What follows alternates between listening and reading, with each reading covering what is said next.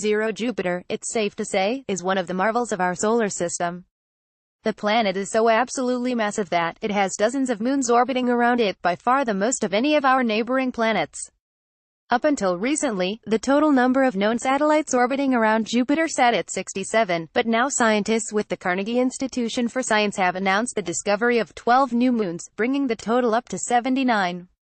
Of these 12 moons, Carnegie's Scott S. Shepard, who led the team responsible for this discovery, describes 11 of these moons as normal. The 12th and final moon, however, has instead been labeled an oddball by the team.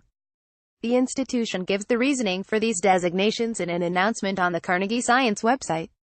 9 of the 12 moons are part of an outer group of satellites that orbit Jupiter in retrograde, which means that they orbit in the opposite direction of the planet's rotation. These moons take about 2 years to orbit Jupiter. 2 of the 12, on the other hand, are found in a closer group that orbits Jupiter in prograde, which is the same direction of the planet's rotation. These moons take only a year to orbit Jupiter, which gives you an idea of how much distance separates the two groups. So, what of this final, oddball, moon? This particular celestial body is strange for a couple reasons. The first is that it's small in size, with a diameter that totals only about a kilometer.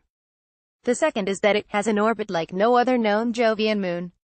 Shepard says, it has a prograde orbit like the closer group of moons, but during its trip around Jupiter, it crosses into the paths of those retrograde moons, resulting in an orbit that takes around 1.5 years to complete.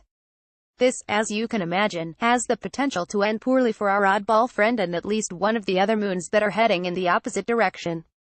Shepard describes this as an unstable situation, in noting that collisions between two moons are possible due to the 12th moon's strange orbit.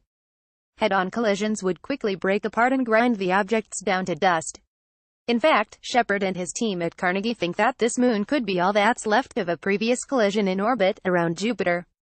The proposed name for this new moon is Valetudo, who is the Roman goddess of health and hygiene and Jupiter's great-granddaughter.